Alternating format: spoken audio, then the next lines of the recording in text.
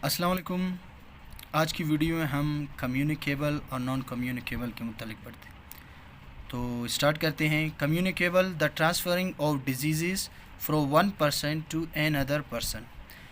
बीमारियों का या बीमारी का एक इंसान से दूसरे इंसान में मुंतकिल होना कम्युनिकेबल कहलाता है। और इसके अलावा non communicable do not transferring of disease from one person to another person, यानी ऐसी बीमारी जो कि एक इंसान से दूसरे इंसान में ना फैलती हों, उस बीमारी को या उन बीमारी को हम नॉन कम्युनिकेबल कहते हैं। कम्युनिकेबल डिजीज़ यानी वो बीमारियां जो एक इंसान से दूसरे इंसान में फैलती हैं। कौन कौन सी है? हेपेटाइटिस है, हेपेटाइटिस भी एक कम्युनिकेबल डिजीज़ है। डिफ्थेरिया है, एड्स है, और इसका फुल फॉर्म एड्स का AIDS का फुल फॉर्म है एक्वायर्ड इम्यूनो डिफिशिएंसी सिंड्रोम। ये भी एक कम्युनिकेबल डिजीज़ है जो कि एक इंसान से दूसरे इंसान में फैलती है। टेटनस टॉक्साइड जिसका जो कि स्टैंड फॉर है TT का। ट्यूबरक्लोसिस जिसे हम आम ज़बान में TB कहते हैं, यानी कि TB भी एक कम्युनिकेबल डिजीज़ है जो कि एक इंसान से दूसरे इंसान में फैल सकती है। वूपिंग कफ, काली खांसी, ये भी एक कम्युनिकेबल डिजीज़ है जो कि एक इंसान से दूसरे इंसान में फैल सकती है। कोंगो वायरस, ठीक है, कोंगो वायरस भी एक किस्म की बीमारी है जो कि एक इंसान से दूसरे इंसान में फैल सकती है या फिर फैलती है।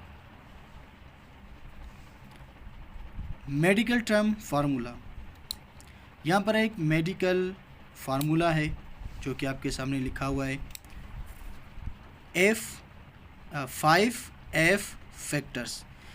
देखिए, हमने पीछे पढ़ा है कि कम्युनिकेबल डिजीज़ वो बीमारी जो कि एक इंसान से दूसरे इंसान में फैलती है। अब यहाँ पर सवाल पैदा होता है कि कैसे फैलती है। तो उसको समझने के लिए कि एक बीमारी एक इंसान से दूसरे इंसान में कैसे फैलती है, उसके लिए जो एक टर्म इस्तेमाल किया गया, एक फार्मूला इस्तेमाल किया गया है, उसे कहते हैं 5F फैक्टर्स। तो इसको पढ़ते हैं कि ये कैसा फार्मूला है। देखें, वो बीमारियां जिन्हें हम कम्युनिकेबल डिजीज़ कहते हैं जो कि एक इंसान में दूसरे इंसान में फैलती हैं, वो फूड के ज़रिए फैल सकती हैं। फ्लाइज़ यानी मक्खियों के ज़रिए एक जगह से एक इंसान से दूसरे इंसान में फैल सकती हैं। फिंगर्स, उंगलियों की ज़रिए, ठीक है ना, उंगलियों के ज़रिए, फिंगर्स के ज़रिए भी कम्युनिकेबल डिजीज़ एक इंसान से दूसरे इंसान में फैल सकती हैं।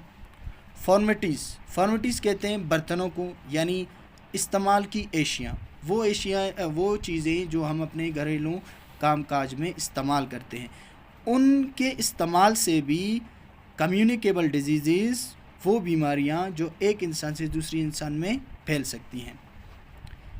बर्तनों के इस्तेमाल से भी बीमारियां एक इंसान से दूसरे इंसान में फैल सकती हैं। फीसिस, पाखाने यानी फीसिस के ज़रिए भी कम्युनिकेबल डिजीज़ एक इंसान से दूसरे इंसान में मुंतकिल हो सकती हैं, फैल सकती हैं। जी, अभी पढ़ते हैं नॉन कम्युनिकेबल डिजीज़ के मुतालिक। पीछे हमने कम्युनिकेबल डिजीज़ के मुतालिक पढ़ा था, ऐसी बीमारियां जो एक इंसान से दूसरे इंसान में फैल सकती हैं। अब यहाँ पर हम नॉन कम्युनिकेबल डिजीज़ के मुतालिक पढ़ेंगे, यानी नॉन कम्युनिकेबल डिजीज़ उन बीमारियों को, उन डिजीज़ को कहते हैं जो कि एक इंसान से दूसरे इंसान में नहीं फैलती।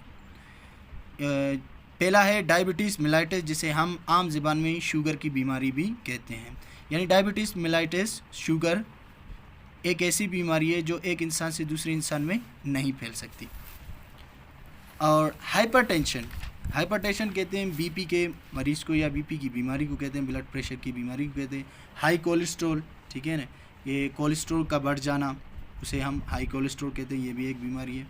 और कैंसर, आमतौर पर जो कैंसर, वैसे तो कैंसर की बहुत सी किस्में हैं, लेकिन जो आम कैंसर है वो नॉन कम्युनिकेबल डिजीज़ होता है जो कि एक इंसान से दूसरे इंसान में नहीं फैलता।